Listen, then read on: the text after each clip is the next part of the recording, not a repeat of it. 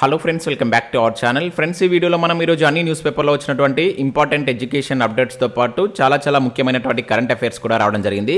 So వాటన్నిటి గురించి 1 by 1 వీడియోలో అయితే చూద్దాం. వీడియో చూస్తున్న ప్రతి ఒక్కరు వీడియోని ఖచ్చితంగా లైక్ చేయండి. డైలీ 1 to 2 hours వర్క్ చేసి దాదాపుగా 8 న్యూస్ పేపర్ చదివి ఇన్ఫర్మేషన్ మీకు అయితే అందించడం జరుగుతుంది. చాలామంది మన వీడియోస్ని చూస్తున్నారు కానీ లైక్ చేయట్లేదు. ఖచ్చితంగా లైక్ చేయండి. ఈ వీడియోకి అయితే నేను 1000 likes ఎక్స్పెక్ట్ చేస్తున్నాను. సో ఇది ఎవరికైతే యూజ్ ఉంటుందో వారికి షేర్ చేయండి. అదేవిధంగా సబ్స్క్రైబ్ చేసుకొని చూడండి. రెగ్యులర్గా మీకు జాబ్ అప్డేట్స్ అంతాయి. మన ఛానల్కి సంబంధించిన టెలిగ్రామ్ గ్రూప్లో కూడా జాయిన్ కాండి. సో దాంట్లో కూడా రెగ్యులర్గా జాబ్ అప్డేట్స్ షేర్ చేస్తున్నాను. మీకు చాలా యూజ్ ఉంటుంది. ఆ గ్రూప్లో కంపల్సరీ జాయిన్ కాండి. ఫ్రెండ్స్, మన ఛానల్ ద్వారా గ్రూప్ 2 అదేవిధంగా గ్రూప్ 3కి సంబంధించినటువంటి అన్ని సబ్జెక్టులకు సంబంధించి టెస్ట్ సిరీస్ అయితే మన యాప్లోకి తీసుకురావడం జరిగింది. దీనిలో మీకు మొత్తం 250 టెస్టులు అయితే ఉంటాయి. సబ్జెక్ట్ వైజ్గా అదేవిధంగా గ్రాండ్ టెస్ట్ కూడా ఉండడం జరుగుతుంది. సో తెలుగు మరియు ఇంగ్లీష్ మీడియంలో మీకు అయితే ప్రశ్నలు ఉంటాయి. సో దీనికి సంబంధించిన కోర్సు ప్రజెంట్ యాప్లో అయితే అందుబాటులో ఉంది. ఒకసారి వెళ్ళి చెక్ చేయండి. ఇక దాంతోపాటుగా ఇండివిజువల్గా తెలంగాణ కల్చర్కి సంబంధించి టాప్ 100 బిట్స్కి సంబంధించినటువంటి గ్రాండ్ టెస్టులు కావచ్చు, అదేవిధంగా ప్రభుత్వ పథకాలకు సంబంధించినటువంటి గ్రాండ్ టెస్ట్ కూడా అందుబాటులో ఉంది. ఇంకా ఇండియన్ పాలిటిక్కి సంబంధించినటువంటి టెస్ట్ సిరీస్ కావచ్చు, తెలంగాణ చరిత్ర, తెలంగాణ ఉద్యమ చరిత్ర, జనరల్ సైన్స్కి సంబంధించిన టెస్ట్ సిరీస్తో పాటు కరెంట్ అఫైర్స్ పీడిఎఫ్ కూడా పర్ మంత్కు 20 రూపీస్ చొప్పున చెల్లించి మీరు పీడిఎఫ్ను డౌన్లోడ్ చేసుకొని ప్రింట్ తీసుకోవచ్చు. ఇంకా జనరల్ స్టడీస్కి సంబంధించినటువంటి షార్ట్ హ్యాండ్ రైటింగ్ నోట్స్ కూడా అందుబాటులో ఉంది.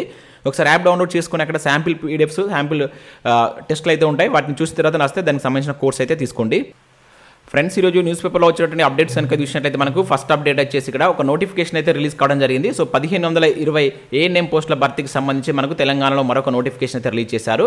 సో దీనికి సంబంధించి ఇక్కడ చూసినట్లయితే మనకు వైద్య ఆరోగ్య శాఖలో so ANM multipurpose health assistant female పోస్టుల భర్తీకి ప్రకటన అయితే జారీ అయింది. So medical health services recruitment board దీన్ని అయితే రిలీజ్ చేసింది. సో దీనికి సంబంధించినటువంటి ఇక్కడ వివరాలు కనుక చూసినట్లయితే సో ఇది వచ్చేసి మీకు రాత పరీక్ష అనేటువంటిది కంప్యూటర్ ఆధారిత లేదంటే ఓఎంఆర్ బేస్లో ఎగ్జామ్ అయితే కండక్ట్ చేస్తారంటే అది ఇంగ్లీష్ మీడియంలో అయితే ఎగ్జామ్ ఉంటుందని చెప్పేసి అయితే మెన్షన్ చేయడం జరిగింది. సో దీనికి సంబంధించి పే స్కేల్ కనుక చూసినట్లయితే 31,000 నుంచి స్టార్ట్ అయ్యి 92,000 మధ్య దీని యొక్క పే స్కేల్ ఉంటుందని చెప్పేసి అయితే ఇక్కడ మెన్షన్ చేశారు. సో అప్లికేషన్ ఫీజు కనుక చూసినట్లయితే 500 రూపీస్ అనేది ప్రాసెసింగ్ ఫీజు ఉంటుంది, 200 రూపాయలు అనేటువంటిది. సో దానికి సంబంధించినటువంటి ఎగ్జామ్ ఫీజు ఉంటుందని చెప్పేసి ఇక్కడ మెన్షన్ చేయడం జరిగింది. ఇక్కడ మనకు ఈ ప్రాసెసింగ్ ఫీజు అనేది 200 రూపీస్ అనేది సో ఎస్సీ ఎస్టీ బీసీ ఈడబ్ల్యూఎస్కు మినహాయింపు ఉంటుందని చెప్పేసి అయితే ఇక్కడ మెన్షన్ చేశారు. సో మొత్తం మనకు 1520 ఫీమేల్కి సంబంధించిన పోస్టులు ఇవి. సో దరఖాస్తులు అనేటువంటి నెక్స్ట్ మంత్ 25th నుంచి అయితే స్టార్ట్ అవుతాయి. సో లాస్ట్ డేట్ వచ్చేసి September 19th అయితే ఇవ్వడం జరిగింది. హైదరాబాద్, వరంగల్, ఖమ్మం, నిజామాబాద్లో ఎగ్జామినేషన్ సెంటర్స్ అయితే ఉంటాయి. సో ఇక వీటికి సంబంధించిన అర్హతలు కనుక చూసినట్లయితే అభ్యర్థులు తప్పనిసరిగా multipurpose health worker female training course అనేది పూర్తి చేసి ఉండాలి, లేదంటే ఇంటర్లో మల్టీపర్పస్ హెల్త్ వర్కర్ శిక్షణ కోర్సు పాస్ అయి ఉండాలి. సో ఈ క్వాలిఫికేషన్ ఉన్నటువంటి వాళ్ళు మాత్రమే వీటికైతే అప్లై చేసుకోవచ్చు. ఇక్కడ మనకు వివిధ జోన్లు కేటగిరీల వారిగా కూడా పోస్టుల వివరాలు అయితే ఇచ్చారు. సో మీకు కనుక ఎలిజిబిలిటీస్ ఉంటే వీటికైతే అప్లై చేసుకుంటే రైట్ టైం చేయండి. వీటికి సంబంధించిన కంప్లీట్ డీటెయిల్స్ కూడా ఇక్కడ మనకి ఇచ్చారు. సో పూర్తి నోటిఫికేషన్ మీరు కోసం ఒకసారి మీరు వెబ్సైట్కి వెళ్ళి చూడండి. అక్కడ కంప్లీట్ నోటిఫికేషన్ పీడిఎఫ్ ఉంటుంది. సేమ్ అప్డేట్ మనకి ఇక్కడ ఆంధ్రజ్యోతి న్యూస్ పేపర్లో కూడా రావడం జరిగింది. వైద్య శాఖలో 1520 ఉద్యోగాలు అని చెప్పేసి ఇక్కడ ఒక అప్డేట్ మనం చూడవచ్చు. సో దాదాపుగా మనకు అన్ని న్యూస్ పేపర్లో దీనికి సంబంధించిన అప్డేట్స్ ఈరోజు అయితే రావడం జరిగింది. ఒకసారి మీరు చూసేటువంటి ప్రయత్నం చేయండి. సో నెక్స్ట్ అప్డేట్ ఇక్కడ చూసినట్టు మనకి ఇక్కడ పోలీసు ఉద్యోగాలకు సంబంధించిన ఒక ఇంపార్టెంట్ అప్డేట్ అయితే రావడం జరిగింది. కట్ ఆఫ్ మార్కులపై ముగిసినటువంటి కసరత్తు అని చెప్పేసి ఈనాటిలో ఒక ఆర్టికల్ అయితే మనం చూడవచ్చు. ఏ క్షణమైన ఎస్ఐ తుది ఎంపిక జాబితా విడుదల, కానిస్టేబుల్ ఫలితాల వెల్లడిపై మాత్రం ఉత్కంఠ అని చెప్పేసి ఇక్కడ ఇచ్చారు. సో ఇక్కడ చూసినట్టు మనకు లక్షలాది మంది అభ్యర్థులు ఉత్కంఠంగా ఎదురు చూస్తున్నటువంటి ఎస్ఐ స్థాయి పోస్టుల తుది ఎంపిక ఫలితాల ప్రకటనకు రంగం సిద్ధమైందని చెప్పేసి ఇక్కడ చూడవచ్చు. కీలకమైనటువంటి కట్ ఆఫ్ మార్కుల ప్రక్రియ తెలంగాణ రాష్ట్ర స్థాయి పోలీసు నియామక మండలి పూర్తి చేసింది. సో జిల్లాలు, సామాజిక వర్గాలు తదితర అంశాలను పరిగణలోకి తీసుకొని ఖాళీ పోస్టులకు అనుగుణంగా ఇటీవలే మండలి అధికారులు ఈ కసరత్తును కొలికి తెచ్చారు. సో తప్పిదాలకు ఆస్కారం లేకుండా చూసే ఉద్దేశంతో 1-2 సార్లు తనిఖీ చేస్తున్నారంటే ఇక్కడ ఇవ్వడం జరిగింది. ఇది మనకు నామమాత్ర ప్రక్రియ కావడంతో సో ఎప్పుడంటే అప్పుడు తుది ఫలితాలు ప్రకటించేందుకు మండలి సిద్ధంగా ఉంది. సో ఈ జాబితా వెలువరించినటువంటి అనంతరం సో అర్హత సాధించినటువంటి అభ్యర్థుల యొక్క గుణగణాలు, ప్రవర్తన, అదేవిధంగా క్రిమినల్ కేసులపై ఆరా తీయనుంది.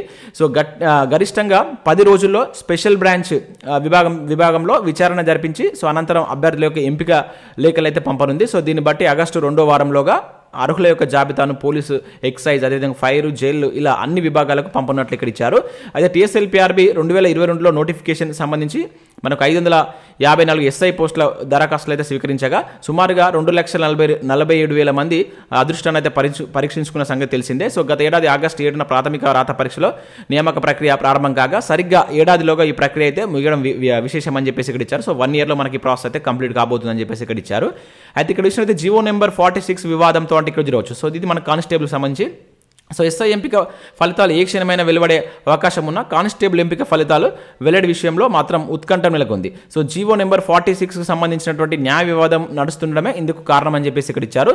సో ఈ జీవో రాష్ట్ర ప్రభుత్వంలోని 9 శాఖలకు సంబంధించింది అయినా ప్రస్తుతం హోంశాఖ పరిధిలో తెలంగాణ రాష్ట్ర పోలీస్ ఏదైతే మనకు స్పెషల్ పోలీస్ ఉందో దాని చుట్టూ కేంద్రీకృతమైందని చెప్పేసి ఇక్కడ ఇచ్చారు. సో కంటిన్యూస్ జిల్లా కేడర్ పోస్టుల భర్తీ కోసం రూపొందించినటువంటి రేషియో కారణంగా తమకు అన్యాయం జరుగుతుందంటూ కొందరు అభ్యర్థులు హైకోర్టును అయితే ఆశ్రయించారు. సో ఈ వాజ్యంపై ప్రభుత్వం కౌంటర్ దాఖలు చేసింది. సో దీంతో ఎలాంటి తీర్పు వెలువడుతుందోనని అభ్యర్థులు ఎదురు చూస్తున్నారు. అయితే ఇక్కడ మనకు TSSPకి సంబంధించి ప్రస్తుతం 23 SI అదేవిధంగా 5010 కానిస్టేబుల్ పోస్టుల భర్తీ ప్రక్రియ కొనసాగుతుంది. అయితే SI పోస్టుల కాంటిజియస్ జిల్లా కేడర్ పరిధిలో లేకపోవడంతో వాటి ఫలితాల వెల్లడిలో సమస్య ఏమీ లేదు. అయితే కానిస్టేబుల్ పోస్టులు మాత్రం ఇదే కేడర్లో ఉండడంతో న్యాయస్థానం తీర్పు కోసం వేచి చూడాల్సి రానుందనే అభిప్రాయాలు వ్యక్తమవుతున్నాయి. అయితే జీవో 46 విషయంపై సాధారణ పరిపాలన శాఖ పరిధి ఉండడంతో ప్రభుత్వమే నిర్ణయం తీసుకోవాల్సిన అవసరం ఏర్పడిందని చెప్పేసి ఇక్కడ జీవో నెంబర్ 46 గురించి ఇచ్చారు. సో దీనివల్ల కొంచెం కానిస్టేబుల్ ఫలితాలు లేట్ కావచ్చు అని చెప్పేసి కూడా ఇక్కడ ఇచ్చారు. సేమ్ మనకు ఈ 46 జీవోకి సంబంధించి ఇక్కడ మరొక అప్డేట్ కూడా చూడవచ్చు. జీవో 46ను రద్దు చేయాలంటూ సెక్రటేరియట్ ముట్టడి అని చెప్పేసి ఒక అప్డేట్ అయితే రావడం జరిగింది. సో పాత పద్ధతిలోనే పోస్టులను భర్తీ చేయాలని కానిస్టేబుల్ అభ్యర్థులు డిమాండ్ అని చెప్పేసి ఇక్కడ ఇచ్చారు. సో గత కొన్ని రోజులుగా మనం దీనికి సంబంధించిన అప్డేట్ చూస్తున్నాం. సో జీవో 46ను రద్దు చేయాలని చెప్పేసి చాలా మంది కానిస్టేబుల్ అభ్యర్థులు అయితే ఫైట్ చేస్తున్నారు. మరి ఇంకా ఇప్పటివరకు మనకు TSLPRP దీనికి సంబంధించి ఎటువంటి డిసిషన్ అయితే తీసుకోలేదు. సో వాటి వల్ల ఇక్కడ మనకు కోర్టులో కూడా కేసు ఉందని చెప్పేసి అయితే ఇచ్చారు. మరి ఎటువంటి డిసిషన్ తీసుకుంటుందో వేచి చూడాల్సిందే. ఇక నెక్స్ట్ విషయంలో అయితే గురుకుల పరీక్షలకు వేగంగా ఏర్పాట్లు అని చెప్పేసి ఇక్కడ ఒక అప్డేట్ జరగవచ్చు. సో 17 జిల్లాల్లో నిర్వహణకు అధికారుల నిర్ణయం అని చెప్పేసి ఇక్కడ ఇచ్చారు. సో మనకు సంక్షేమ గురుకులాల్లో 9210 పోస్టుల భర్తీకి పరీక్షలను పగడ్బందీగా నిర్వహించేందుకు గురుకుల బోర్డు అయితే అన్ని ఏర్పాట్లు చేస్తుందని చెప్పేసి ఇక్కడ ఇచ్చారు. కంప్యూటర్ ఆధారంగా రాసేటువంటి పరీక్షలు మనకు రాష్ట్ర వ్యాప్తంగా 17 జిల్లాల్లో నిర్వహించాలని అధికారులు అయితే నిర్ణయించినట్టు సమాచారం. సో దాదాపుగా 120 కేంద్రాల్లో పరీక్షలు నిర్వహించినట్టు తెలుస్తుంది. సో పరీక్షా కేంద్రాలకు అవసరమైనటువంటి ఇంటర్నెట్ కావచ్చు, కరెంటు సరఫరాతో పాటు ఇతర సదుపాయాలను కల్పనపై ఆయా సెంటర్ల నిర్వాహకులతో అధికారులు చర్చిస్తున్నారు. సో హాల్ టికెట్ డౌన్లోడ్ విషయంలో కూడా గురుకుల బోర్డు పలు జాగ్రత్తలు అయితే పాటించింది. సో గురుకులాల పోస్టుల పరీక్షలకు ఆగస్టు 1 నుంచి మనకు 23వ తేదీ మధ్య అయితే ఎగ్జామ్ జరుగుతున్నాయి. ఈ నేపథ్యంలో 3 విడతల్లో హాల్ టికెట్స్ అయితే విడుదల కానున్నాయి. సో ఇది కూడా గుర్తుంచుకోండి. చాలా మంది అడుగుతున్నారు ఇంకా హాల్ టికెట్స్ మరి రావట్లేదు అని చెప్పేసి. ఇవి 3 విడతల్లో మీకు హాల్ టికెట్స్ అయితే వస్తాయి. ఫస్ట్ మనకి ఇప్పుడు జరగబోయేటువంటి ఆర్ట్, క్రాఫ్ట్, మ్యూజిక్ టీచర్లకు సంబంధించి ప్రజెంట్ అయితే హాల్ టికెట్స్ డౌన్లోడ్ అవుతున్నాయి. తర్వాత మనకు UG, PG వారిగా హాల్ టికెట్స్ అయితే డౌన్లోడ్ ఆప్షన్ ఇస్తారంటే ఇట్లా మనకు దశల వారిగా హాల్ టికెట్స్ అయితే డౌన్లోడ్ అవుతాయి. సో వాటికి మీరు ఇక్కడ అర్థం చేసుకోండి. సో దానికి సంబంధించిన ఇక్కడ ఏర్పాట్లు మనకు దాదాపుగా 120 కేంద్రాల్లో అయితే జరగనున్నట్లు ఇక్కడ ఇచ్చారు. ఇక నెక్స్ట్ విషయం అయితే KGBV పోస్టుల ఎగ్జామ్స్కు 81% మంది అటెండ్ అని చెప్పేసి ఇక్కడ ఒక అప్డేట్ చూడవచ్చు. సో మనకు రాష్ట్రంలోని కస్తూరిబా గాంధీ బాలికల విద్యాలయాలు ఏదైతే మనకు KGBV అర్బన్ రెసిడెన్షియల్ స్కూల్స్ ఉన్నాయి కదా, సో వాటిలో కాంట్రాక్ట్ పోస్టుల భర్తీకి నిర్వహించినటువంటి ఆన్లైన్ పరీక్షకు బుధవారం అయితే ఆ పరీక్షలు ముగియడం జరిగింది. సో మొత్తం మనకు 1241 ఈ CRT అదేవిధంగా PG CRT కావచ్చు, SO తదితర పోస్టులకు ఈ నెల 24 నుంచి 26 మధ్య విద్యాశాఖ వీటికి సంబంధించిన ఎగ్జామ్స్ అయితే నిర్వహించింది. అయితే వీటిలో మనకు 12 జిల్లాల్లో 36 సెంటర్లో జరిగినటువంటి పరీక్షకు 43,056 మందికి గాను సో 34,797 మంది అంటే దాదాపుగా 81% మంది దీనికి అటెండ్ అయినట్లు ఇక్కడైతే మనం చూడవచ్చు అనమాట. సో వీటికి సంబంధించినటువంటి రిజల్ట్స్ కూడా వితిన్ 10 డేస్లో రిలీజ్ చేస్తామని చెప్పేసి ఇక్కడ అధికారులు అయితే ప్రకటించడం జరిగింది. 10 డేస్లో వీటికి సంబంధించిన రిజల్ట్స్ కూడా వస్తాయని చెప్పేసి ఇక్కడ మనం ఒక అప్డేట్ అయితే చూడవచ్చు. ఇక నెక్స్ట్ కనుక చూసినట్లయితే రెవెన్యూ శాఖకు 7,142 అదనపు పోస్టులు అని చెప్పేసి ఇక్కడ ఒక అప్డేట్ చూడవచ్చు.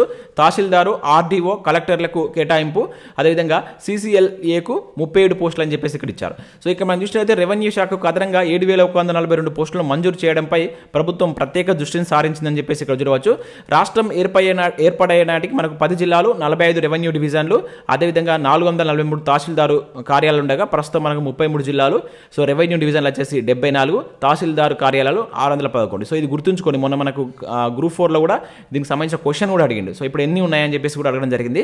అయితే ఇక్కడ విషయం జాబ్ చార్టర్ ప్రకారం ఈ కార్యాలయాల్లో మంజూరైనటువంటి పోస్టులను భర్తీ చేయాలని చెప్పేసి రెవెన్యూ సంఘాలు గత కొంతకాలంగా అయితే డిమాండ్ చేస్తూ వస్తున్నాయి. సో మరోవైపు VROలు, VRAల రద్దుతో కార్యాలయాల్లో పనిభారం రెట్టింపు అవుతుందని ఆయా రెవెన్యూ సంఘాలు ఆందోళన వ్యక్తం చేస్తున్నాయి.